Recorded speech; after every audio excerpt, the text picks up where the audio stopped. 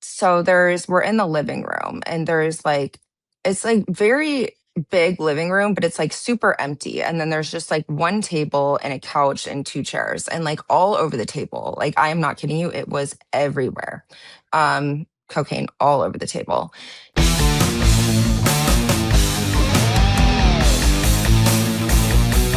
Bad decisions. Bad decisions.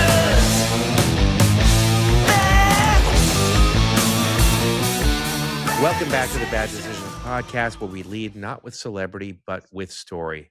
My next guest is Victoria Drake. Victoria is a businesswoman from rural Illinois who became a well-known fixture at Mar-a-Lago and an insider at the levels of global power. Victoria says she was drugged, raped, stripped of her clothing and belongings, and imprisoned by Trump-appointed Ambassador Paolo Zampolli, the man who claims to have introduced Donald and Melania, the man who spent New Year's Eve at Mar-a-Lago at the president's table. She went to the hospital. She got the rape kit done. Tests confirmed drugs in her system. Her injuries are well documented. She even got Zampoli on tape with NYPD's Special Victims Unit, and the case was dropped anyway because Zampoli claimed diplomatic immunity. While he was traveling with Vice President JD Vance aboard Air Force Two, he was reportedly desperately blowing up Victoria's phone at 3 a.m. Paolo Zampoli, the man who has the president's ear, the man meeting with world leaders, is accused of rape, and the fix might be in. Victoria Drake is unafraid. She's still here, and she's refusing to give up. Victoria, welcome to the Bad Decisions podcast. Hi, thank you guys so much for having me. It's just really important that I get my story out, and really appreciate the opportunity to have a platform to do so. And I appreciate you coming on. So let's start at the beginning. How did a small town girl from rural Illinois end up at Mar-a-Lago in the first place? Yeah, so essentially, for whatever reason, pretty much everybody I've ever dated, they've always been, very influential. They've always been pretty wealthy. I dated a guy through the end of high school, all throughout college, and then we did end up getting married. His dad owned a very large bank, which had branches all over the country. So that kind of initially propelled me into this atmosphere. And like I was young and naive. Like, I didn't even know like what money was, what influence that money could hold over people. Just the whole social atmosphere since I was so young. And so, like I said, we did end up getting married. We were married for about 11 months. I got married when I was 23, and I just decided, this is not going to work out for me. And at this point in time, I was living in Kentucky when he was going to grad school. He was becoming a periodontal surgeon. So it was going to be a long time that I had to stay in Kentucky, and Kentucky is just not the place for me. So after that, I did move to Chicago. About several months after our divorce was finalized, I did end up dating the son of a billionaire. And a lot of people say, a lot of people have this like idea that billionaires are all bad. Billionaires are not all bad. I have absolutely nothing but good things to say about his family. They're wonderful. But that is how I got into the Mar-a-Lago scene. So the first time, we went on a date, everything. Like, our first date was literally at Trump Tower. And like, looking back, his dad literally told me, he's like, yeah, he uses this as a way to see if you're going to be super liberal. If you agree to go on the date at Trump Tower, that's like the first threshold that you kind of have to cross. So made it cross the threshold. We had that date. And then I got to know his family fairly well, and very, very soon, actually, within like the first couple of weeks of us dating. So we made it official around August of 2019. From August to December of 2019, I was constantly going to different events, very social elite events. I remember the first event that I went to was like the release of the new Koenigsegg car model. So that here we have like a multi-million-dollar car, and I didn't know anything about cars. Like, I drive an Audi. I was like, I don't know what's going on here, but so it was definitely a very different world. And then about 2 months in, I ended up, I flew on their private jet. I it was it like you said earlier, I'm from rural Illinois. I had never been on a private jet. So it was a totally different world for me. Being able to have access to these people and just be involved in their inner circle. It was pretty crazy. Um, so from August to December of 2019, like I said, just constant events. But then the first time that I attended Mar-a-Lago was December of 2019, and that was for the New Year's Eve party. So I had flown Hmm. down to his family's place, which is in the Palm Beach area, and we were staying there. And so that was the first time I attended. And at this given point in time, I'm a huge Trump supporter. I did vote for him multiple times. And the reason why I first voted for him, I was young, I was naive, I was straight out of college. Like my parents were like, okay, you should vote for him. So I did. And the second time, it was kind of like, I just, at this point in time, I'm like, okay, I'm surrounding myself with these people. I'm constantly at Mar-a-Lago. I should probably vote for him. Um, but I didn't do my research, to be honest. And I really haven't started doing a lot of political research up until just like the past year or so. And now I understand like Right. the gravity of the decision that I made to vote for him. So you mentioned, yeah, when we spoke, you mentioned that you voted for him 3 times. You've partially answered this, but my question is, what drew you to Donald Trump in the first place, and when did you become? Let me repeat that. You mentioned that you voted for Donald Trump 3 times. What drew you to him, and when did you begin to become disillusioned, and why? So, like I said, the first time I voted for him, like fresh out of college, it was my first time voting. And the reason why I voted for him was essentially because my parents were like, oh, this would be great. You should totally vote for him. Um, and that's why I did so. And then the second time, it was when I was still with this person, constantly attending Mar-a-Lago.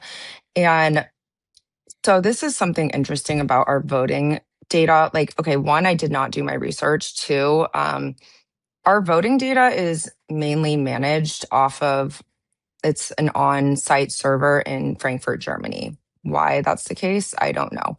But everything that we vote through with any electronic voting system, especially Dominion voting systems, they are managed in Frankfurt, Germany with the servers. So at that point in time, I wasn't sure if I wanted to vote for him. But again, like when you're so heavily involved with these people, like it comes to a point where you're like, oh, if I don't vote for him, am I gonna get in trouble? like, um, so that was I mainly my understand. thought process. And I wish that I didn't vote for him. But I also I am Republican and I just did not see Kamala as a viable option. I did not see Joe Yeah, Biden as a viable option. So I get it. that's I'm who I without went with. judgment. I'm just trying to get to know you a little bit. Um, so you mentioned that you first met Paolo Zampolli at Zero Bond. You said he approached you because he'd seen you around Mar-a-Lago. Tell me about that first encounter. Yeah, so I was in New York, and I was there. One of my friends was supposed to get married that weekend in Spain. Unfortunately, her ex-fiance cheated on her. And so and a couple other of my friends, we hosted this breakup party. Um, so I flew in early, and the first night that I met Paolo was on October 5th. And so that was, I believe it was a Thursday, and our friends were coming on Friday and Saturday. So on October 5th, I fly in. I believe it's around like 8, 9 o'clock. And I'm staying at my friend Becca's house this night. So she was living in Soho at the time. I go to her house, we get ready, we go to Zero Bond, and there's a bunch of junior UN ambassadors there. So Becca was a junior UN ambassador, and essentially it was a long table, and a lot of people, since we didn't get there until relatively late, a lot of people had already left. But at this point in time, there was two men, about three women, and then it was me, my friend, and then Paulo. He was sitting at the end of the table. So Paulo comes over and sits down, and like right when I'm walking into Zero Bond, like we lock eyes. Um, and so he definitely recognized me. I mean, there's not a lot of young people at Mar-a-Lago. There's certainly not a lot of young blonde women that are 5'10" that wear heels at Mar-a-Lago. So he came down and he sat next to us and he pulled up a chair and he was like, hey, like I think I recognize you. Do you attend Mar-a-Lago? And I was like, yeah, I've been there, you know, quite a bit over the course of, at that point it had been about 4-ish, 5-ish years that I had been constantly attending. And so we start talking, we start making small talk, and he was just, we were kind of just speaking about, like, in terms of like Donald Trump. He's obviously very obsessed with Donald Trump, and he Yeah. has 45, like I know I sent you the photos. He has 45 embroidered right here on his lapel of every single shirt that he owns. You can't make this up. This is insane. So, True believer. just very, very weird parasocial behavior, and to the point where it's an obsession. Um, so everything is fine. We're just making small talk about like who we know, like our mutual friends, our mutual connections. Um, and then and everything was like relatively normal, right? Like there was no like alarms sounded. Like, okay. And so Zero Bond was closing early that night, and it was like a private event going on later that night. And he's like, okay, so everybody's welcome to come back to my place. I live relatively close. A lot of people are coming back. There's going to be like a big after party there. And so my friend Becca and I go back to his house, and that is his diplomatic residency in Gramercy. So he calls his driver, either he calls his driver or he calls like a black SUV. I don't remember, to be honest. So Mhm. at this point, the people that do attend his house after Zero Bond, it's me, two male junior UN ambassadors. They're like late 20s, early 30s, and then me and my friend Becca. So it's just the four of us and Paulo in the car. And so we go to his diplomatic residence. Um, he is doing a lot of schmugs. I don't know if I can say that, but You can he, absolutely say it. You yeah, mentioned that you'd never seen more cocaine in your life. Describe that setting for me. yeah. So we walk in, and so we're in the living room, and there's like, it's like very big living room, but it's like super empty. And then there's just like one table and a couch and two chairs, and like all over the table. Like, I am not kidding you. It was everywhere. Cocaine all over the table. And so none of us are participating. None of us do drugs. None of us participate in consuming any substances like that. Is he And doing it? absolutely, Wow. over and over and over. Yeah, over and over. And I know that I sent you that photo, you know, with his eyes rolled back in his head. That was post Yeah. line. Um, and so after that, after he gets his little fix, he's like, oh, you guys want a house tour? And then this is where the two other junior UN ambassadors, the men, they end up leaving. They're like, hey, we have to work tomorrow. So my friend Becca and I, like, we had already taken off. Like, we were not concerned about, you know, waking up at like 5 a.m. So he gives Becca and I a house tour. He's walking around, shows us the security post room. And again, parasocial behavior. He thinks he's the president. On every single room that was of importance to him, he had a plaque. It was the security post, the ambassador's office, the situation room. It was So just, weird. it was So weird. insane. What a And so freak. yeah, and that's why I started taking photos, because I'm like, this is insane. Um, and then he leads us to the situation room, which is his office. And so it's like lit up in red, and it's like this plaque that says the situation room. You open the door. It is a shrine to Donald Trump. I kid you not. Like, I'm talking like hundreds and hundreds and hundreds of photos, all lining every single corner, every single place there is a place for a photo to be. It's him, Donald, Melania, and then also sometimes Amanda. And I believe I did see a photo of him and Jeffrey Epstein. I cannot confirm that, but I believe that I did. It was a lot of very powerful people. I would say the photos spanned from like early to mid 2000s up until like, obviously I was there in 2023. So they kept piling up. There was also like gold bricks on his desk, like everything was in gold. It was just unbelievable. So then that's when I'm like, okay, I need to start taking pictures. Like, this is crazy.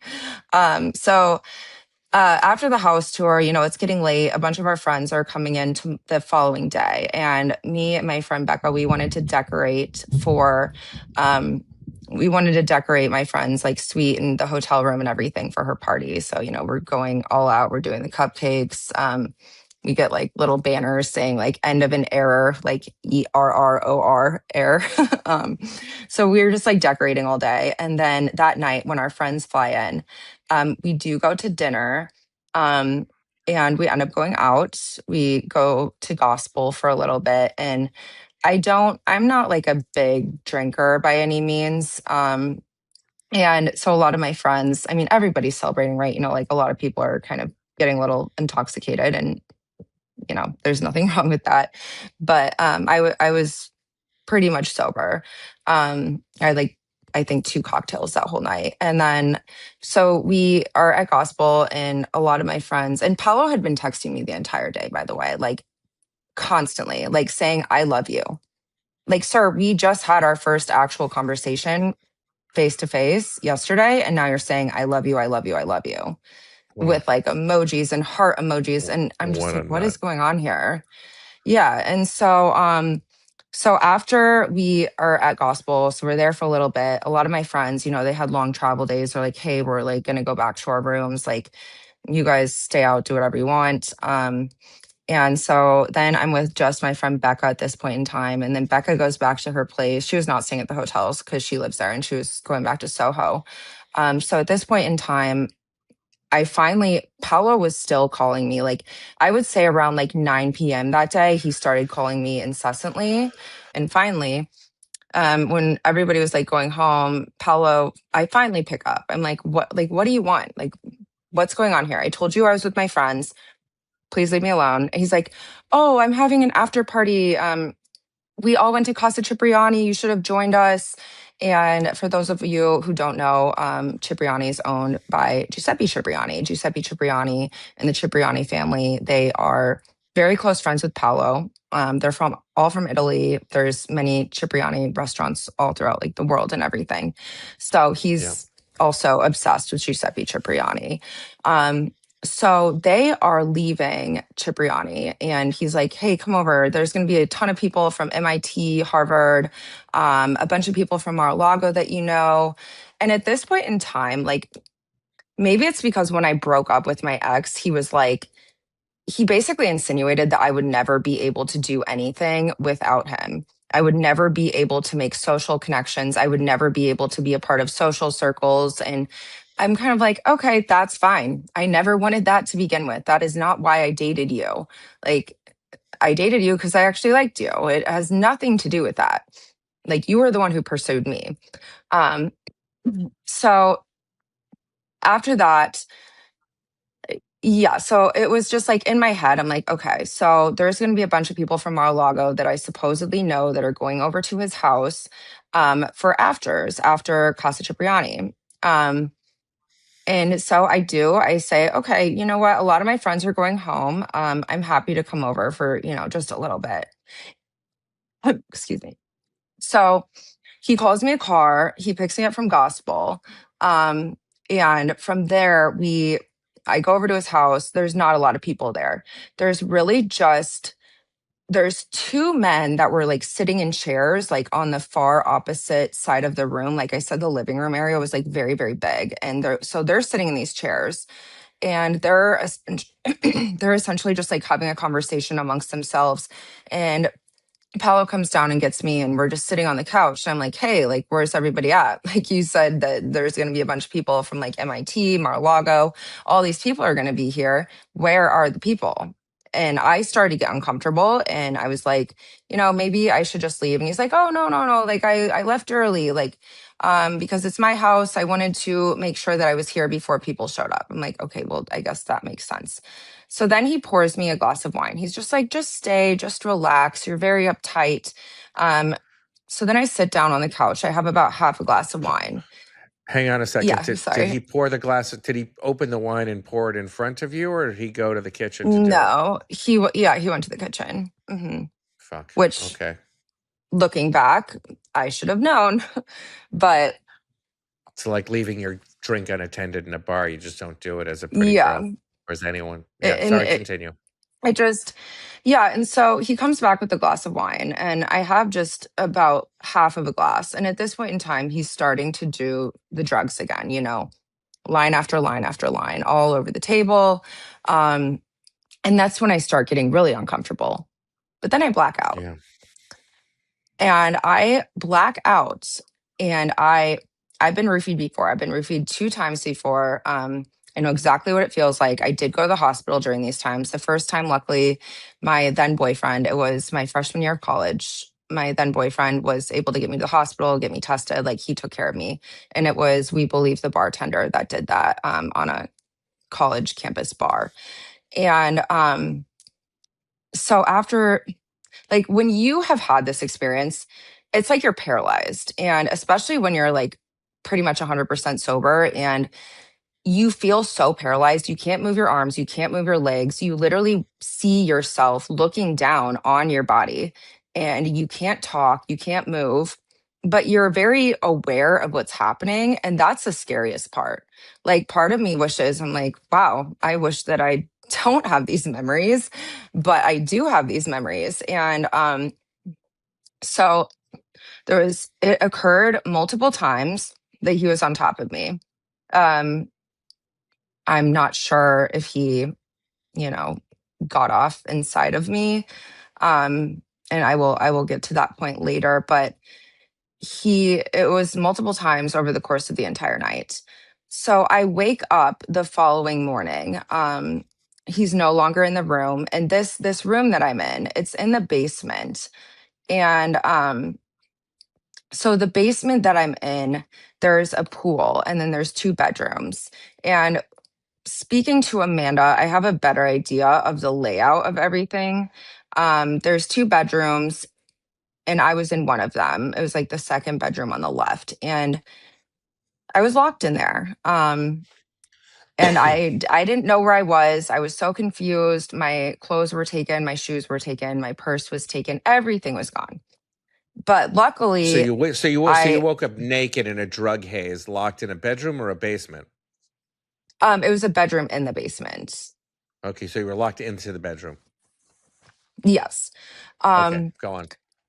and so I still am trying to figure out, and I have spoke with Amanda where this like kind of, it was like a hidden elevator. So I do have my phone. My phone is on like 1%. My phone, I tucked it under the pillow magically. I don't know how I did that, but I did find my phone. And so I wake up, and then I'm frantic. I'm like, I don't know what's going on. Like, my phone's on 1%. I don't have a phone charger. I don't have my clothes. I don't have shoes. I don't have my purse. I don't have anything. And so I find this elevator. I still to this day, I'm still trying to figure out where this elevator is. Amanda suggested that she thought it was, and Amanda never really went down to the basement much because that's where Paulo would bring his girls. When he was in a 20-year relationship with Amanda, he would constantly have prostitutes over, and he would have sex with them in that room in the basement, exactly where he brought me. And she just put So I up find with it this, as his partner? well, so she did leave him. She left him in July of 2023, and this happened to Okay. me in October of 2023. Okay. So All right. yeah, so Go she on. did end up leaving him, but yeah, so I find this like secret elevator, and like I said, Amanda kind of alluded to the fact that it was like in this laundry room that was connected to this bedroom in the basement. And so I take the elevator up. At this point, again, I'm 100% frantic. I think I'm going back up into his townhome. So the elevator doors open. And again, it's like a super weird elevator. There's naked women all over the elevator. Um, it's very odd. At this point in time, I'm trying to preserve my phone battery on 1% so I don't take any photos. But right when the elevator doors open, there's 2 parents, like there's a husband, a wife, and 2 kids. They start screaming. I start screaming. I'm like, I am so sorry. I'm like, I don't know where I am. I'm so sorry. So I shut the elevator doors. And so they continue like down the hallway, and I just wait for them. I don't know if they were like leaving down the other elevator or if they were just going into their apartment. It was just chaos. So I wait for about 10 seconds. I reopen the elevator doors, and I walk out of the elevator. I start knocking on doors because I'm like, all right, I need clothes. I need to get out of here as soon as possible.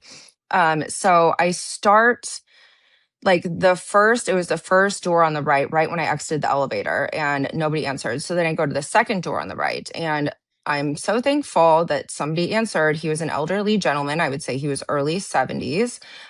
He gave me clothes, he gave me food and coffee, let me charge my phone up until like 10%. About 10 minutes in, of me just like hysterically crying, he's like, "What happened?" And I tell him, I was like, "Oh, I was at Paolo Zampoli's." So this man who had been so kind to me, just helped me with everything, wanted to make sure I was okay. When I mention the name Paolo Zampoli, he physically throws me out of that apartment, like picks me up off the couch and like tosses me out of the door and says, "Delete my number out of your phone, never talk to me again, never come back here again. I don't want anything to do with Zampoli and his girls." So obviously this is a regular occurrence, right? Like when he says Girls, his girls, plural. it's Yeah, yeah, it's Jesus. very evident to me that this is a common thing that happens. Um so then when I'm in the So he thought you hallway, were a prostitute. Okay. no, but I don't think he thought I was a prostitute. I think that he knows that I'm not. Like we were Well, talking no, about not like not not not business and Paolo. No, yeah. Efren. I mean, Oh yeah, maybe he thought I was a prostitute or something. I'm not entirely sure because I wasn't right. talking business with him by any means. Um, so then I'm in the hallway, right? And there's like huge CCTV cameras everywhere, which are also all throughout his house, which are also all throughout the elevators. And all of a sudden, I start getting spoke to through a camera at the end of the hallway on the left. And to my knowledge, I'm not 100% sure, but it was a man that sounded exactly like Fabricio. Fabricio is head of his security detail, and Fabricio owns, or he doesn't own, but he manages the adjacent condo complex to Paolo's diplomatic residency. So Oh, this man with a thick Italian accent is and they're speaking to and me. they're He's like, are they seamlessly connected when you look at them from the outside? so I'll have to send you a photo. It's kind of hard to explain. They are All right. connected, but it's like further back, but there is a connection. Okay. Um and so So like I'm just trying to get a visual on this. yeah, and so I'm in this hallway and I start getting spoken to, and then all of a sudden Fabricio's yelling at me like in a thick Italian accent, like, "How'd you get over there? You need to come back down. I don't know how you found that elevator. Come back, come back." Like, and I'm like, "Oh my gosh, I could be killed." Like my plan at this point, I was so scared. I was about to just leave my whole wallet. Like I had a really nice Chanel bag. Like I was about to leave my purse, my shoes. I was about to leave everything and just walk out barefoot and call an Uber. But then when they realize that I am there, that is when I was like, okay, I'm just going to play it off. I'm going to pretend like nothing happened. So I'm like, I'm talking back to him through the camera and I'm like, "Oh my gosh, I'm so sorry. I'm super tired. I don't have my contacts in. I don't know what was happening. I just found this elevator. I was trying to leave. You know, I have friends in town. Like, I have obligations this evening. I need to go." And he's like, "Okay, so you're going to take this elevator and you're going to take it down." And he directed me to a separate elevator. I do have photos since my phone had been charged to 10%. I do have photos of that elevator. So this is going to be pretty important to this conversation. So in the elevator, in the upper left-hand corner, there's a CCTV camera. In the upper right-hand corner, there is live footage of his pool in the basement. Um, there's also a Patek Philippe clock. It's huge, just like in the background. And then there's also in the upper left-hand corner by the camera, there's naked girls in inner tubes. Not everybody's 100% nude. There's a couple girls with like, you know, like thong bikini bottoms on and stuff like that. But that's another important piece of the story that, you know, it's kind of like foreshadowing here, like in terms of Yeah, what I'm about to it's tell you pretty. soon. And then on the left, there's a naked woman. On the right, there's also a photo of a naked woman. And then there's also a plaque that says "We Are the Oceans" and then Terramar Project. So Paolo Zampoli and Ghislaine Maxwell, they started "We Are the Oceans" and Terramar Project. So that is I'm just going to say allegedly, a money laundering and sex trafficking scheme. It is very big on money laundering. I believe, you can't quote me on this, but I believe they raised over $40 million. And the amount of money that actually went to their social cause for this nonprofit was $800. $800 out of over $40 million. So that's all you're gonna give to the oceans, I guess. Um, so that was pretty insane. And so I take the elevator down and it takes me into the entrance of his Gramercy Park home. And so right when I walk in, out of the elevator, I'm like looking for Paolo. And so at this point in time, I don't know that the son that Amanda Ungaro and Paolo Zampolli have, I don't know that his name is Giovanni. I Mm. just had seen him around. I believe he was like 12 or 13 at this time. And he's just sitting there in his like gaming chair, like playing video games, has his AirPod Maxes on. He's just like dialed in. And I like knock on the door, even though it's open. I'm like, hey, do you know where your dad is? And he just like looks at me with like just complete disdain. Like he's clearly sick of his dad's shit. Like Yeah. it Yeah. was, Yeah. it was, I will never forget that look that he gave me. It was really sad. Paolo comes down. I don't know where he like just walked in the room from. And I guess to backtrack for a second. So when I was in the hallway, after Fabricio had spoke to me through the cameras, I get a text. And as we know, he can't form a coherent sentence. Everything has typos, no punctuation. So he goes, BAB period R period UK. I didn't respond. So I take the elevator down, and then that's when I interact with Giovanni. And so then Paolo goes, we need to have a conversation. I'm like, okay, that's fine. Like I have plans this evening, I was just like, I had a great time with you. I was just trying to, at this point, I was just trying to get out of there as soon as I could.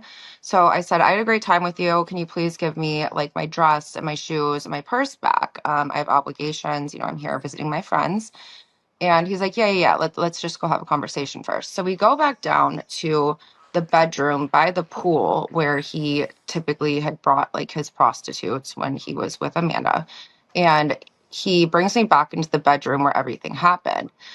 And he starts like tapping the bed like with his hand and I was like, sit down, sit down. And I'm just like, shit, this is gonna happen all over again. I'm gonna be, locked in this room again. Why am I back in this room? But I didn't want to push it and be like, no, let's have a conversation here. But yeah, so he brought me back into the room. And so I sit down on the bed and he's sitting on the bed and we're just like talking. And he's like, oh, like he's visibly sweating. Like he is visibly like shaking, sweating. Like he's not okay. Um, and he's like, oh, did you have a good time last night? And I'm like, yeah, everything's fine. I have dinner with my friends here soon. Like I have to go. So he did ultimately end up giving me my clothes back, my shoes, my purse, and everything. I take off the other person, the elderly gentleman who gave me the sweatshirt as well as the shorts. I take off his clothes. He's like, take these off, whatever. Put your clothes back on. I don't know what he did with those clothes. Um, and I'm sure, since he manages that building, I'm sure he knows exactly who those clothes belong to. And Sure. especially with all the cameras. And so following that, so I do leave. I do end up leaving. I meet back up with my friends. We go to lunch, or I guess it was like a really, really late lunch. At this point in time, it's like 4 o'clock. And then we go to dinner. And so we're with it's all of us girls, and we go to, and he's trying to get me to go to Cipriani with him still. And All I'm right. like, no, Giuseppe. Yeah. like I'm with my friends. And so we go to dinner then. We go to casino, which my friend Johnny Delafave owns. He's like a lifetime New Yorker. He's pretty influential in New York. And so we're hanging out with Johnny, his friend Pierre, and me and all my girlfriends. And so following that dinner, we do go out for a little bit afterwards, but then we go back. And at this point, it's just me and Johnny. And then Becca comes home separately. And so we're at our other friend. I know there's a lot of Beccas and Rebeccas. We're at our friend Rebecca's house at this point in time. So Rebecca lived This is not Becca, the junior UN ambassador. This is not Becca Day. This is a different Rebecca. Let's just call her Rebecca B. And so we go to her house in Soho. So at this point in time, it's just me and Johnny. And then Becca, the junior UN ambassador, comes in. And so we're just like eating pizza, whatever. And so then I talk to Becca. We're like discreetly talking, and Johnny overhears us. And he's like, I'm calling the police right now. Like, we are calling the police immediately.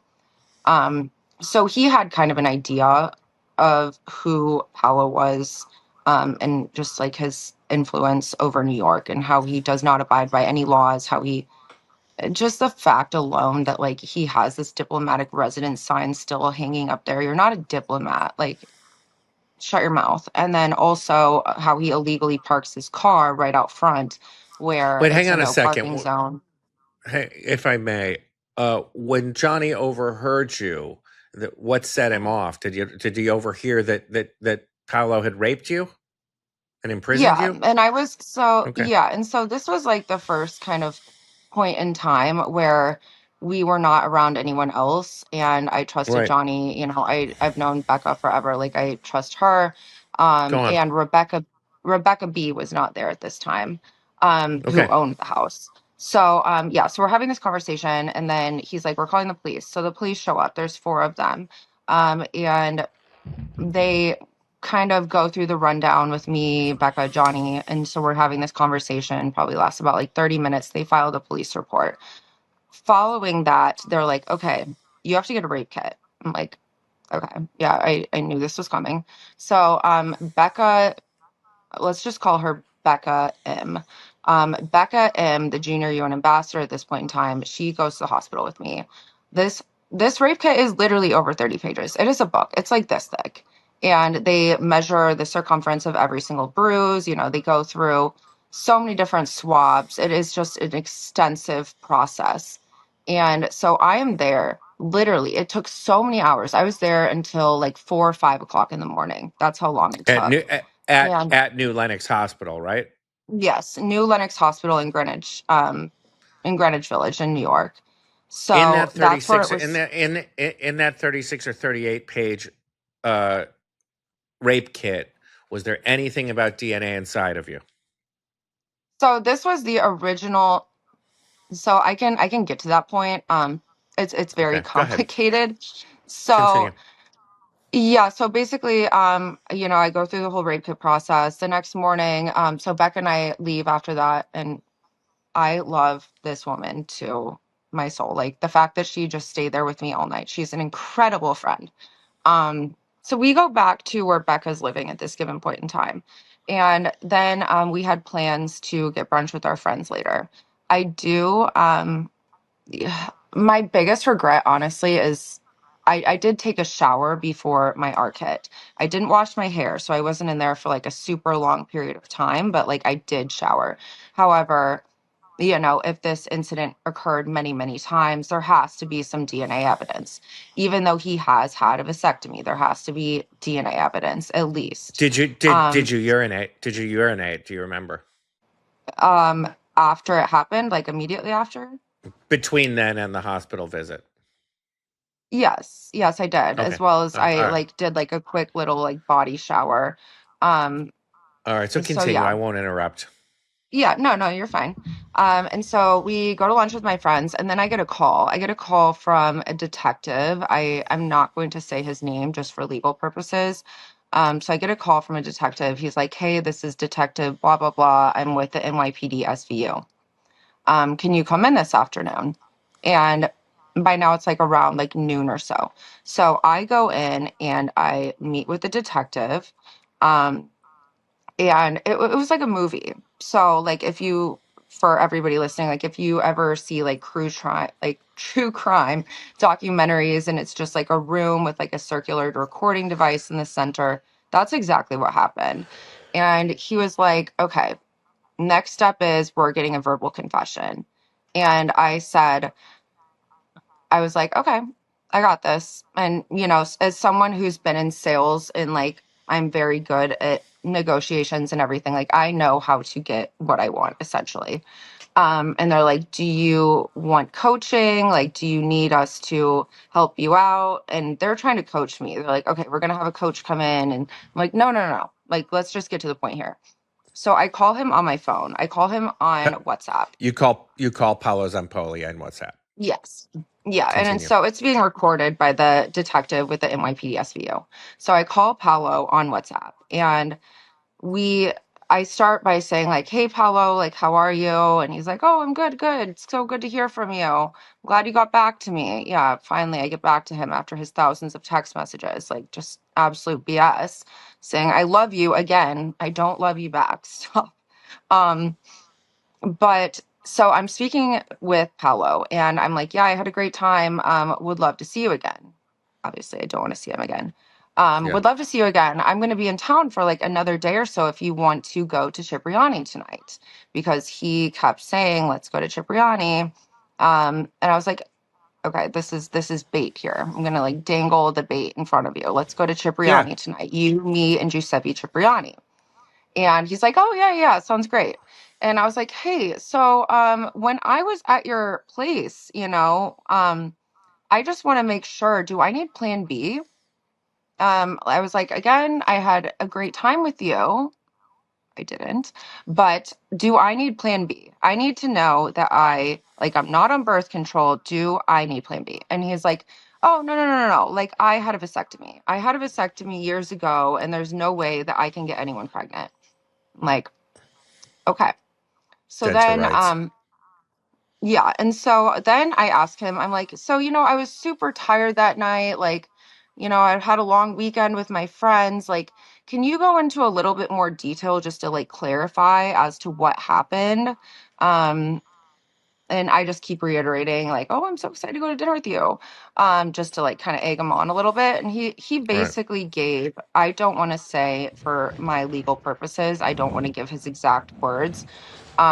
But yeah, he admitted to what happened. He did not admit to drugging This me. isn't this this Um, isn't this isn't TikTok. You can say what you mean. You don't have to speak in code. okay. What Yeah, did no, he so admit? What did he he admit to? What did he admit to?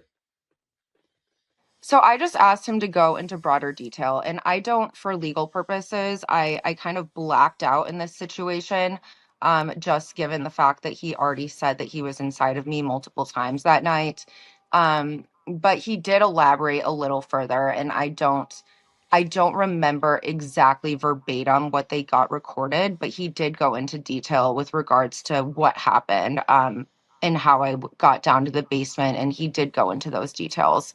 Um, so following that, once I get the confession, I'm like, okay, look forward to seeing you at dinner tonight. I already had a flight that evening at like 9 o'clock. There, like I was not meeting him for dinner. Um, so then I I just like, I'm like, yeah, okay, I'll see you tonight at dinner. So the NYPD SVU has a recording. I can't get the recording. Then Why? I also, even though nobody will give it to me, I set a timer. I set an alarm on my phone every single day to call the NYPD, to call New Lenox Hospital to figure out where my rape kit was, to call the detective. I set a timer on my phone every single day, like clockwork. I would call, call, call, and nobody ever did anything. Why don't you So go then back into that finally, same place with a camera? Go back into that and where you went into for that what SV place? into that SVU interview and demand to speak to either the detective or the watch commander and be on camera doing it. Yeah, I would love to do that. Unfortunately, I just haven't had time to travel to New York at this given Anyway, point in time. But yeah, I'm yes, I sure I'm absolutely sure would I'm love to sure do you're that. you're obviously gonna subpoena it at some point in time. But I'm sorry, continue. Yeah, yeah, no, and to my knowledge, it has been subpoenaed via my initial attorney. Um, so after that, then we have dinner plans, and he's like, where are you, where are you, like, and they're asking me to wear a wire. They're like, and then this is when I think when the detective thought that he struck gold with me. He's like, okay, like clearly this guy's obsessed with you, like you have to wear a wire, you have to go to that dinner with him and Giuseppe Cipriani. It'll just be Paolo Zampolli and Giuseppe Cipriani. You have to do this. And I'm like, no, I have already gone through enough hell this weekend. I don't want to engage further. I'm not wearing a wire. I'm not going to dinner, and I am flying out this evening. I'm not doing this. I said, this is It's your job as a he, detective. yeah, he already admitted it. They shouldn't force you to have to go have dinner with your rapist. Sickening. Yeah, but they wanted, so yes, he obviously did admit that and it is recorded. However, they wanted to kind of go a step further and they're like, "Oh, now we can take down Giuseppe Cipriani as well as Paolo Zampolli. We can do like a 2-for-1 deal. Just make her wear a wire, make the victim wear a wire and go to dinner." Um and I wasn't having it. I was so pissed off at this point in time. So I leave. I end up flying home that evening and with days to come, he's like, "Oh, like why didn't you show up at dinner? I was waiting for you." Like just all this BS, just constant text, like per usual. So I never end up blocking him. And then I only tell, so at this given point in time, only Johnny knows, only Becca knows, and then I do end up calling my parents. So I tell my parents what happened. They're losing their minds. So they come up to the city that I'm living in at this given point in time, and they're the next morning, literally like 6 a.m. They're like, "Hey, we're here." And so we go and we talk about everything that happened. And they're like, "Do you need a security detail? Like, what's going on here?" And I said, "No, just this is just, things are calm right now. Like, I'm going to maintain status quo. I'm going to just, maybe I'll continue a few conversations with him until I have legal representation." And one of my very best friends from college, her name is Quinn. She's also absolutely amazing. So I do, but she was living across the country from me at this time. Um, Hmm. and I do call her up and I tell her, within hours, Quinn has already obtained, her name is Elizabeth Fagan with Fagan Scott. She is she's a top attorney when it comes to sex crimes. She Yes, has she's worked done on a lot of. Weinstein and Epstein victims, right? Yes, Yeah, I'm exactly. familiar. And Yeah. so she's very incredible. And so my friend got me connected with her. So then the following day, I did an initial intake call with her. I went through like the Zoom process. I was talking to junior attorneys. I was talking to her. I was talking to like managing partners, like going through the whole process. I ended up signing the retainer. I had to upload all of my evidence into Dropbox. Um, so at this point, I'm like, okay, everything's fine. Like we're getting somewhere, right? And so Beth and I, we have a call, I would say usually at the beginning, it was every day. Um, Finally, we get like 6 months in, it starts to be a little bit more like sporadic. Maybe once a week we'd hop on a Zoom. And this went on for years. This went on up until January of this year. She had sent multiple pieces of physical mail to Paolo's employees' residence, multiple pieces of mail to his attorney at this given point in time. Um, Multiple emails, multiple phone calls, multiple texts, just trying to get something. He and his attorney, they chose to ignore every single piece they sent. And I'm not an attorney, so don't quote me on this. This is something that I have to look a little further into. They did send a letter and an email saying that they are my legal representation with this matter. However, I don't believe it was a formal complaint. So a formal complaint like initiates the lawsuit. I don't think it was a formal complaint Yeah, and then because they you have were to serve them in person with a process server. exactly. Yeah. And so he's Okay. just he's just ignoring all of this, right? And so following that, I one of my other friends, her name is Elle, also an incredible friend. I've been friends with her since college. And so at this point in time, like I don't even think I had a TikTok. I was not anywhere like on social media. I just didn't care. Um and so my friend Elle calls me up and she's like, "Hey, this is insane, but I know," and she's one of the only other friends that I have at this given point in time. This is about a year and a half later after the incident. She's like, Hmm. "Hey, this is crazy, but there is this woman named Becca Day who is all over TikTok who is spreading awareness regarding Paolo Zampolli. And she's also speaking about Amanda Ungaro and her situation. And I'm like, okay, I have to look this up. So my friend Elle, she gets me connected with Becca Day. And that woman changed my life. Becca Day is absolutely phenomenal. Like, I can't even, it's like you have a whole news team in one person. She's just incredible. She's a great So I advocate. get connected with her, and Becca and I, she does make several videos about me, adds me to like her Substack, adds me to, she has like a Paolo Zampolli playlist on TikTok. So she adds me to that with these videos. You know, she has all of my evidence, all of my photos, all of my videos, everything like that. Um, and you know, I still talk to Becca constantly. I mean, I just left her a voice note like 10 minutes ago. Um, but so then come January, this is when Becca introduces me, January of this year, 2026. This is when Becca introduces me to Amanda Ungaro.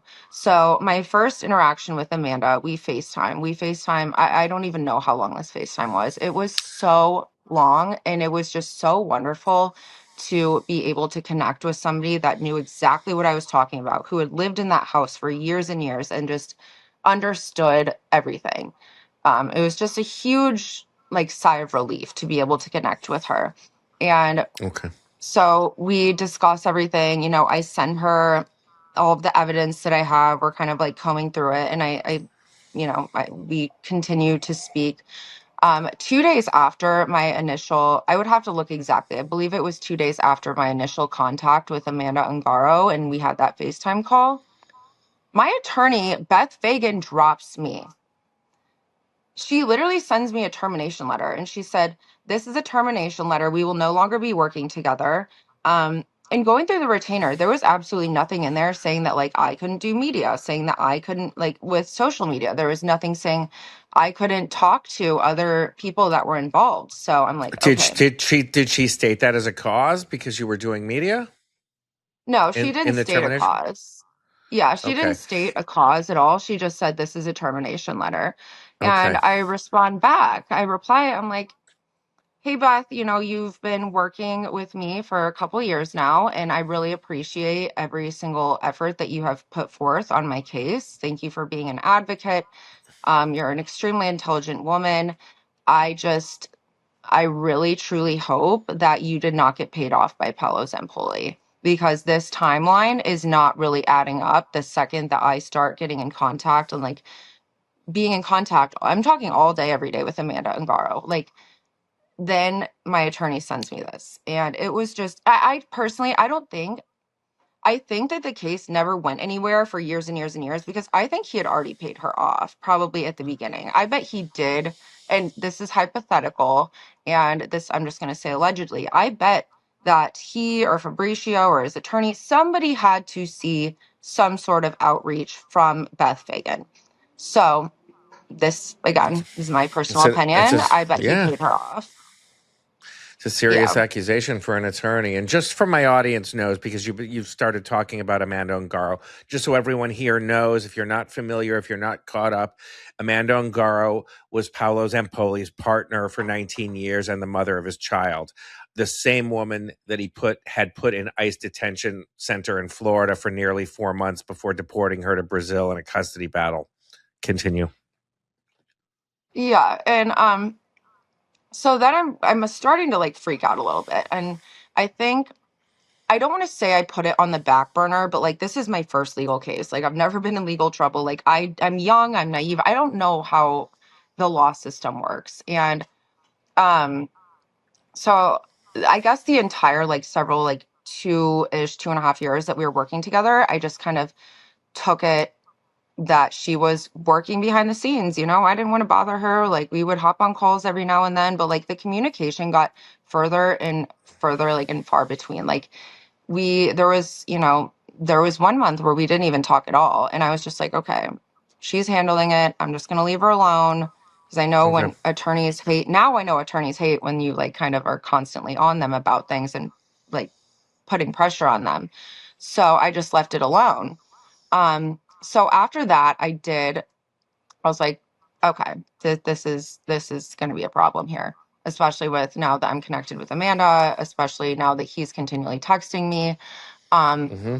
and following that, before I do have new legal representation, and I wanted to make sure I had the best legal representation. I interviewed so many different attorneys. Like I don't even know how many attorneys I spoke with.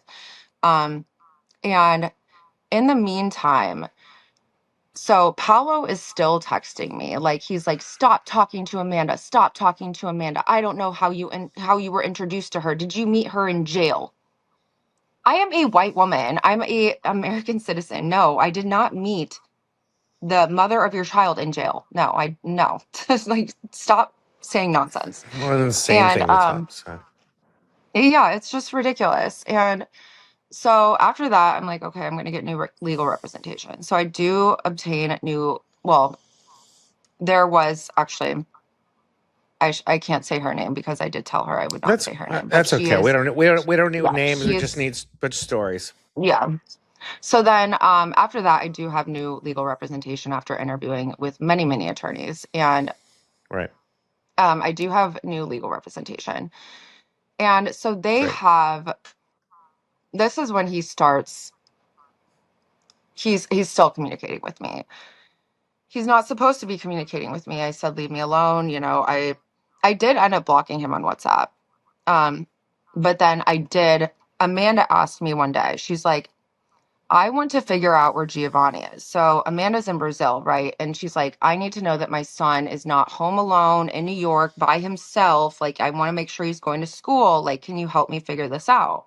And so since Paulo, had still been texting me, even though he clearly had received everything with my attorney, he knows that I'm like trying to file a lawsuit against him. That you're coming So for him. I don't Yeah. know, like you're clearly an idiot if you're going to correspond with me.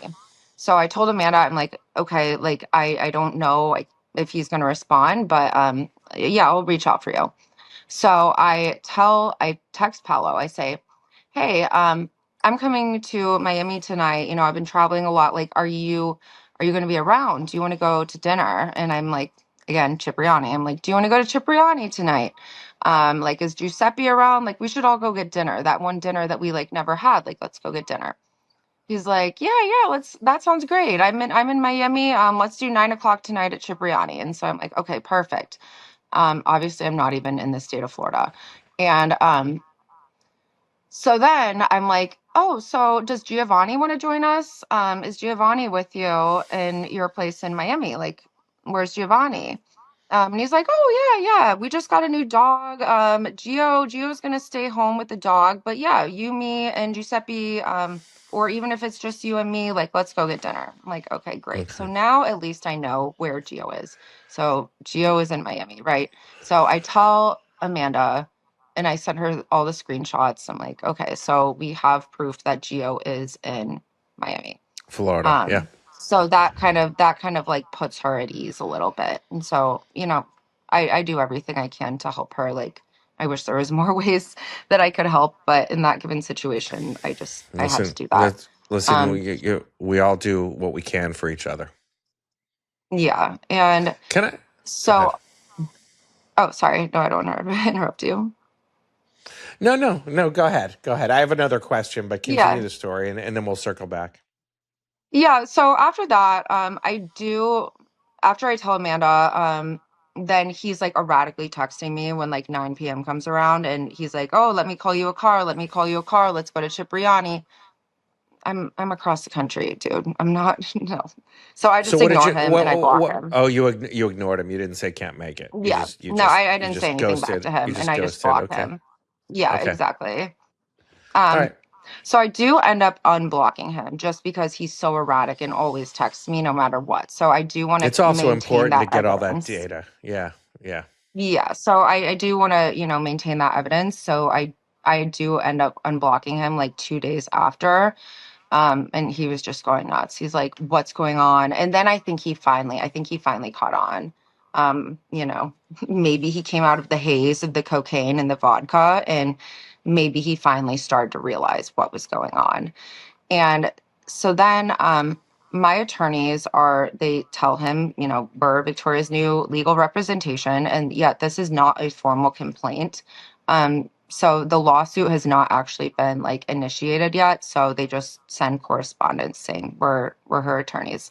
Um, Were you trying to but negotiate a settlement? I don't understand why he wasn't served by either of these law firms. because nobody cares. Okay. All right. No, nobody cares. And I don't want to speak ill about Elizabeth Fagan. That's not my intention. But nothing happened. I know. I've So just been in lawsuits before, and like nobody's listening until someone's been served with a formal complaint. So I don't know why, you've got multiple supposed advocates dicking around and not serving him. yeah, and I mean, obviously, we had to like postpone this a little bit earlier just because I was on the phone with my attorneys and they said the complaint's about like 85% done. Um, Okay. given his insane posts all over Instagram, all over X, saying my whole name, Victoria Naomi Drake, that they're Oh, coming I after saw. me, reported me to the FBI, reported all of this stuff and my family. What are you doing? Um, He's trying to wait, did intimidate we? you. That's what bullies do. Yeah. Did we already talk about the drone project? Sorry, I'm trying to remember No, and no, what we we spoke have about not. earlier. Okay. We have not talked about any drone project. Okay.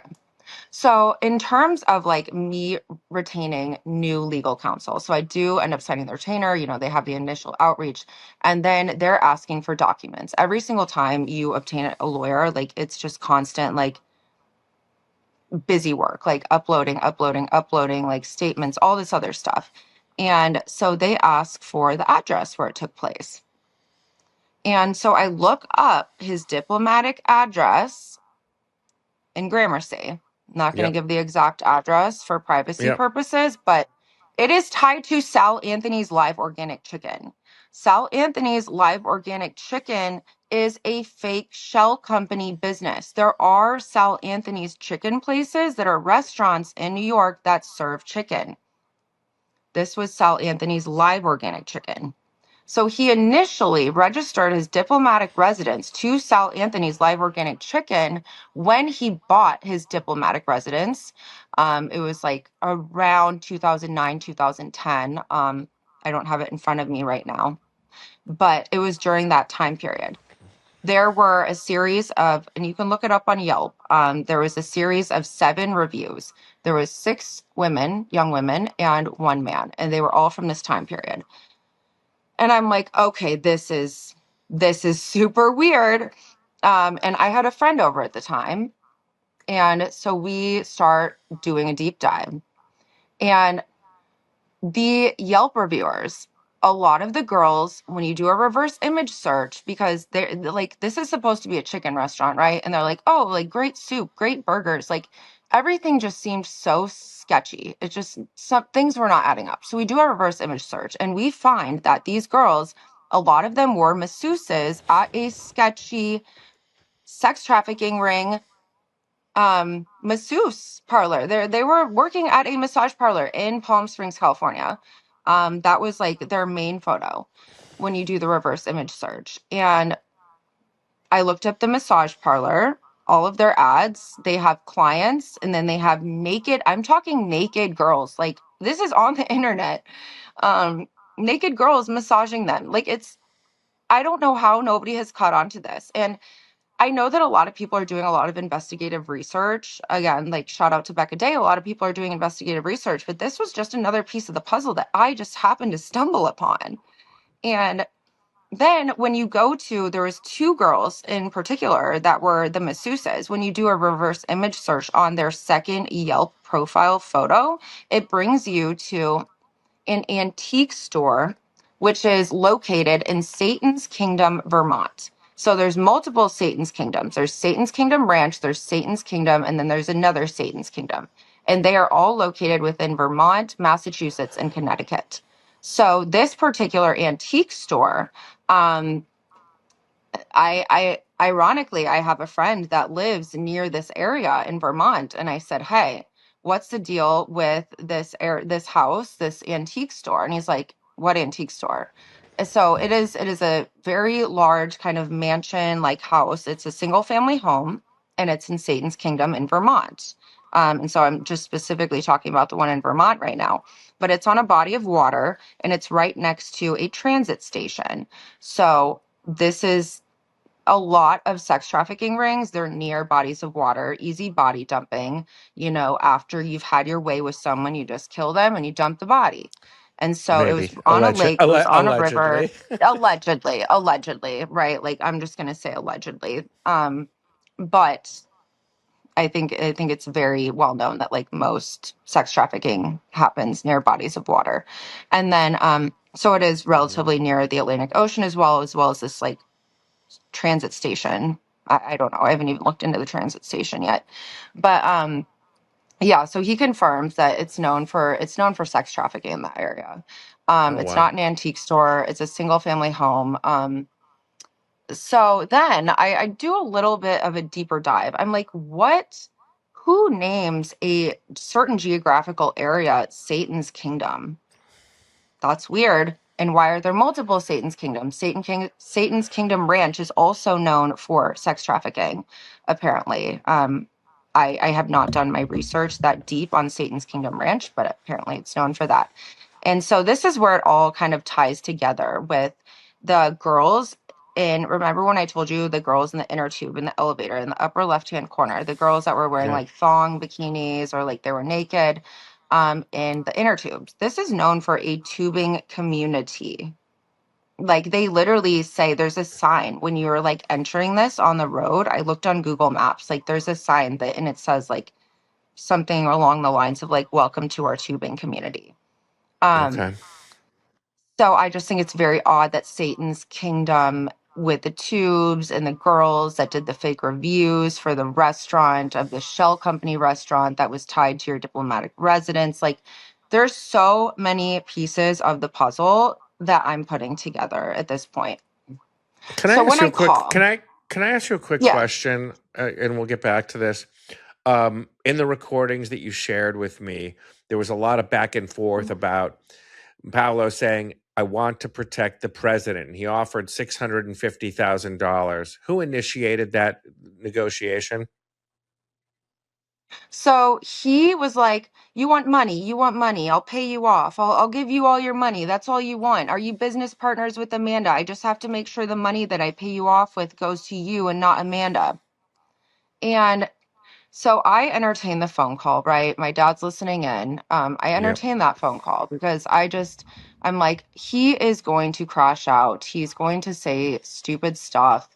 Um, and then, yeah, he sends me the email saying that we're going to use US taxpayer dollars. So we're going to, well, he didn't say, I have to correct myself there. He didn't specify with US taxpayer dollars, but he And said federal please get into government. the federal government funds. Yeah. Now, I do want you to go into detail on that. He suggested Panamanian banks, cryptocurrency. Fill in those blanks if you would. Yeah, yeah. So he was like, "Oh, I'll pay you money. I'll pay you whatever you want."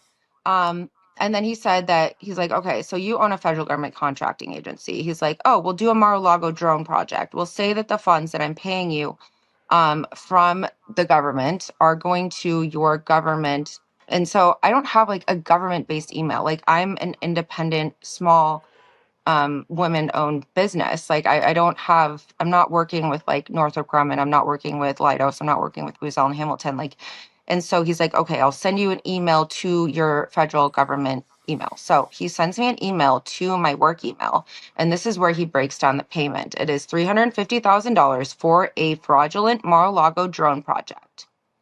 And that will Fraudulent. be covered by government funds to pay me to stay silent.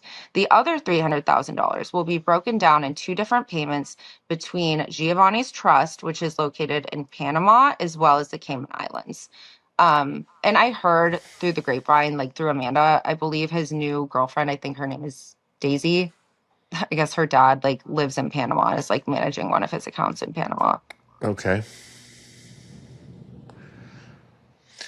But Little left turn here. You mentioned, and I can't stop thinking about this. You mentioned that Efren, the elderly man in the adjoining building, looked very Uh-huh. similar to Efren Stone Reyes, Jeffrey Epstein's cellmate, who allegedly died from COVID. Do you really think he's alive and protected? And do you still believe Jeffrey Epstein is still alive? I absolutely believe that Jeffrey Epstein is still alive, and I have damning evidence. And What is it? I have I have friends. Well, okay, so we'll start with the soft evidence, which is I have friends that do live in Tel Aviv, and they have said that they have seen him. Um, then this is the actual physical evidence that we have is that he had his prostate removed. He had a surgery to have his prostate removed. Um, so no prostate, right? And this was about, I believe it was 6 months. I would have to look it up. It was around 6 months ish before he was incarcerated when the autopsy results came out. So, first of all, we have the phone call with the fake dentist girlfriend with the dental chair on Little St. James. You were calling your girlfriend. It is unmonitored. Unmonitored calls do not exist in prison. I mean, I've never been to prison, but like they don't exist in prison. And so he has an unmonitored call with his girlfriend, lasts about 25 minutes. Then we have the CCTV cameras go out on his floor. However, there's still the analog data saying that somebody was being wheeled out of his cell in an orange jumpsuit. So at least we have the analog. Then, um, you know, no prostate. When the autopsy results come out, first of all, and unfortunately, I've seen loved ones pass. I know what a dead body looks like. There was still blood flowing to his face, and this was supposedly about 12 hours after he was wheeled out. His mouth should have been like agape, and there should be no blood in his face. And just like a lot of like muscle tension in his face that would not be there. The lack of the tattoo. So this is all just like what you can tell from the blind eye. But on top of that, the autopsy results show that he had an enlarged prostate. Like you had your prostate removed 6 months Is before it you went to prison. okay? Let me ask you this: how publicly available and well documented is his prostatectomy, if that's what it's called? So I just saw like a couple files on it. I have not done a deep dive on it. Like, I mean, as you know, I've just been so incredibly busy. So I haven't done a deep dive Sure, on it. sure. However, I it just is like to know confirmed. sources. Yeah. Yeah, yeah. And I can, if I have time later today, maybe I'll look a little further into it. But yeah, it is, he did have his prostate removed, and that is confirmed via the files. And it was very well known that he had his prostate removed. And then the fake body, whoever's body that is, that was clearly still alive in the photo, that wasn't even him. And the autopsy shows that he had an enlarged prostate and issues with his prostate. So it's like, what's going on? But Okay, and let's jump back. So the recording exists with SVU. The rape kit exists. The case was still dropped. At what point did the word immunity enter the conversation? I mean, Paolo Zampolli was the UN ambassador for Dominica. He was a Trump yeah. special envoy. Which immunity did they invoke, and did he actually have it? Because UN records show that the latest Paolo was an ambassador was August of 2018. And a White House special envoy doesn't automatically carry diplomatic immunity from crimes in perpetuity. Has anyone in law enforcement explained to you how and why it was applied here? So I know that there has been like quite a few podcasts, a lot of posts regarding me, Paulo, Amanda. So Yeah. I never actually stated that. So this is a little discrepancy that I would like to clear the record on. I never Please. actually stated that he said that he had diplomatic immunity. Okay. All Um, right. yeah, and he didn't have diplomatic immunity. You're exactly right in the fact that he didn't have it, and he did not actually state that. I know a lot of people are saying it, but Okay. All right. All right. yeah. No, I'm glad that you cleared it up. You also said that the FBI dropped the case. Why? I mean, I'm not a conspiracy theorist, but this feels like a conspiracy. You're well connected. Has anyone spoken to Kash Patel in between his benders? So I have not spoke to the FBI. I have called the FBI multiple times, but the FBI, that's another discrepancy that I would like to clear the record on, is the FBI did not say that they dropped the case. So when you mentioned that all that talk about government funds and drones and offshore accounts and crypto, That was all deleted. Did you have any screenshots? Do you have any documentary evidence of those communiques? I do have so all of our text messages are gone also. And so when he was communicating with me just like a few weeks ago, that communication was all of our communication prior to this had always been WhatsApp. So he contacts me when he's going through like the incessant phone calls, it's through FaceTime audio. And then he switches to iMessage and then he's texting me. Those texts are gone. However, I did take screenshots. I wish to God that I would have taken screenshots of the emails. However, I do have some damning evidence of the screenshots via iMessage. Again, All the right. texts are gone, but I do have the Well, screenshots. just so you know, Google takes snapshots of every account every few seconds. So if you subpoena them, they can find the deleted messages. I hope. Yeah, and Um, following this, I'm contacting and I've already contacted the NSA regarding this, and like my attorneys, for whatever reason, told me not well, to, just because he's no, involved in the no. NSA. I But don't think in this case, given how high this goes up, I don't think the NSA are your friends here. I think a subpoena to Google is yeah. a safer bet, and WhatsApp and whomever. Anyway, so let me jump back. Um, you were so you said that while Zampoli was traveling with Vice President JD Vance aboard Air Force Two, he was repeatedly calling you at 3 o'clock in the morning, and you said you may have heard the Vice President's Yes. voice on the phone. Talk about that. What did he say to you? So he said that he was going to Hungary, which I know that he went to Hungary with JD Vance. I did hear, like, this is all me allegedly, coming up with this. I Speculating. did, Yeah. yeah, it's all speculation. However, so he did say that he was going to Hungary and then he was going to Asia afterwards. So he was it sounded like he was on a plane and he said that he was going to Hungary, and it was like, again, middle of the night, whatever. And I did hear a white man, again, speculation, sounded a little bit like JD. I don't know for sure, but it did sound a little bit like JD. And there was like some whispering going on. And that's kind of when his intonation changes. And then that is when he said, I need to speak with your father because you might be a minor. Um, and I'm like, I'm not a minor. I'm 33. I'm not a minor. And you know that. So at that point in time, he calms down a little bit. He's like no longer like yelling, screaming, cursing, like everything else he was doing during the call. Um, and I don't know.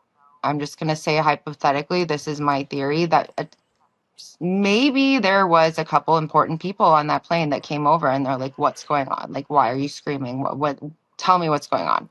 And also, when you're traveling on a plane, like that's probably why he called me via FaceTime audio. So he could connect to the Wi-Fi. And yeah, he changed a little bit. And then that's when he said he's going to talk to my dad. I'm like, I'm not a minor. And I'm like, wow, that would really fit. And I clap back at him. Like, I'm not scared of Yeah. him. I don't care. And so I'm Good. like, wow, that would really fit the narrative. That would really fit the narrative of your Epstein files if I was a minor. Um, That's right. and he's like, oh, the Epstein files, the Epstein files. Wow, I'm so famous. I'm so famous. Like, basically insinuating that he's happy that he's in the Epstein files. And he also, since then, I don't have a recording of it, but he has said that he is happy that he's in the Epstein files because if you're not in the Epstein files, that means you're a loser. Yeah. Yeah. He did say that. So let me ask you a question. You referenced former Attorney General Pam Bondi and her replacement Todd Blanche. You had implied that he was thick as thieves with Pam Bondi and maybe didn't have a stronger relationship with current acting Attorney General Todd Blanche. Talk about it. Yeah, so Pam Bondi worked with him to get Amanda detained in the ICE facility. And so when Amanda was detained, he had already put in several reports. She had been remarried. She's with her husband and living in Miami. And he had put in several reports to try to get her deported, to say that this like medical practice is unlicensed, like everything's illegal. And then based off of one photo of her left hand, I don't know, I think it was her left hand. It was like by a laser machine. Like she was not doing surgery. She's not a licensed medical professional. She was not doing surgery. Her husband, however, was the one who owned the practice and he was doing the surgery. Why, by proxy, as the wife, does that make you? Why can you just like automatically assume that she's doing surgery? That is absolutely illogical. That's so stupid. You can't. But what? But was she illegal? Did she overstay her visa? So, this is Amanda's story. I don't.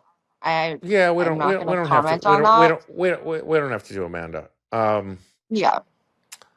So Paolo's lawyers, as we talked about for a few minutes earlier, have since released multiple statements calling this extortion, claiming that he's the victim of a documented extortion attempt and that reports have been filed with U.S. authorities. When you hear the word extortion applied to what you're doing, how do you feel? There's no. I mean, so this is how I personally feel. I'm like, this guy's an idiot. This guy's a drunk. This guy's a drug addict. Like, unless there's somebody super behind the scenes that is actually doing this for you, this is all just empty threats. Yeah, And of then he course. also said that like he had already started a lawsuit. There has been no formal complaint filed. He has not. There has been one conversation. He did have to obtain new counsel. And for Right. somebody that has committed sex crimes over and over and over for so many years, how do you not have an attorney on retainer? Like you should have hundreds of attorneys on retainer, like for every single one of your crimes. Like you should have that on lock. And so I hear, and again, he's not supposed to contact me. He sends me a screenshot of a letter that it's like a document that his attorney sent to my attorney. And he sends it to me. I don't respond, obviously. And it's basically saying that like we're representing him. And this particular attorney, he is licensed to practice in Miami as well as other states. And I know who this attorney is because with all of my time, like Miami is really a small world, and I know exactly who this person is. And They're all small so towns. Yeah. we do have, I have friends in common with this attorney who is going to be essentially prosecuting me for a crime that I didn't do. Um, We'll see. and let's just say the apple doesn't fall from the tree. They, birds of a feather flock together when it comes to this All attorney. right. And he is very similar. So I'm not scared. Like sometimes I go through periods where I'm like, oh my gosh, like what if this happens? And then I'm like, wait, no. Like I'm not worried. And that's again like why I'm speaking out. Like I am speaking out because I want to be an advocate. And there's so many Yeah, people that don't have a voice. that's right. And that's why I do what I do. So just quickly, Paolo ran ID models, which I was well acquainted with in the, back in those days, which has Uh-huh. obviously been closely linked to Jeffrey Epstein. At what point in your timeline did you learn about this? So I would say Do it you was like remember? a couple months after everything that happened in October. So I would say it was beginning of like 2024. Because to me, like, yes, I had seen him around. I don't know how. I had never, like, actually, maybe I had seen Amanda, but like, even a lot of, like, I have so many photos from Mar-a-Lago where Amanda was in like a 3 foot proximity of me taking these photos, like, even with Eric Trump at the presidential table. So at the presidential table, like, the New Year's party at Mar-a-Lago is where, like, that's like his blowout party. And so at the table, it was like all of the kids, all of their spouses, significant others, their kids, whatever, Donald and Melania and Paulo and Amanda. And so I was like walking around with my ex at the time. And so Eric managed the building. I was living in Trump Tower in Chicago at the time. And Hmm. so like I had spoke with Eric prior. And so Eric and I take a photo together. And we were literally within a couple of feet of Amanda. Like it's so crazy looking back. And Yeah. I think So, that it's like just God's way of like connecting people and bringing people together. yeah. Victoria, how has this whole experience changed your opinion about President Trump and his administration? So So it's a very complex issue. So I think, oh my gosh, sorry, I don't know what You're happened still here. here. It's okay. So in terms of our president and just all of the corruption and everything that's going on, did I vote for him? Yes. Do I regret that vote? Yes. However, I think that there has been such a level of corruption in the government for years and years and years. And I think that it's more so coming to light now that there's so many more independent journalists, there's so many more podcasts, there's just such a large presence on social media, like especially TikTok, where people are bringing things to light that in the past people did not have that platform to bring issues to light. So I think the corruption has been forever, but Sure, I I think there's no, always been corruption, but I think yeah, there's always I, been I don't corruption, stand but with Donald we've never Trump. seen we've never had a president, opening up cryptocurrencies and selling merchandise and making pay for play deals and accepting, commercial sized jetliners as gifts from Middle Eastern countries. Exactly. So Exactly. I think it's not the same. I think it's not It's shades of gray at definitely, that it point. is definitely, it is definitely a whole new level of corruption. And I absolutely do not stand with Donald Trump. I just, I don't. I Okay. do still have Republican values in the fact that, and ironically, I think that Donald Trump and this current administration, they are practicing the absolute opposite of Republican values. So when we're speaking in terms Sure. of policies that Republicans believe in, we believe in limited government. So do we have limited government now? No, we have the opposite of limited government. In fact, I think if we had a Democratic president in office, that there would be less government regulations than there is right now. Um, it's just there's so many policies, and especially like, do I believe in kind of like the socialistic idea of universal healthcare? No, I don't believe in universal healthcare because my brother's a surgeon, and I understand in a perfect world there are countries that make universal healthcare work. But in order to have universal health care, you have to have universal education. I mean, it cost my brother hundreds of thousands of dollars, to go to school for 4 years undergrad, 4 years med school, 5 years residency. Like that costs a lot of money. And so if you're going to be a Sure, good sure. doctor, you want to get paid in order to pay off that debt. And universal That's health true. care That's would true. But mean universal education. that's true. That's true.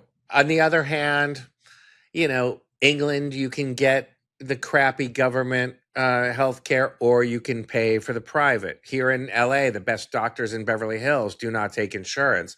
So there might be room for both. But anyway, Yeah. this is a conversation for another this is a Yeah, conversation for another yeah. time. I mean, I could go on and on about like And policies and everything like that, yeah, but no, we'll we'll keep save that. you're really fun to chat to. You're very fun to chat to, and you're a great guest and a great storyteller. And before my network kills me, we should wrap up, and we can always do a part 2 sometime. Okay, yeah, sounds great. It was great speaking with you, and thanks for giving me the platform to have a voice.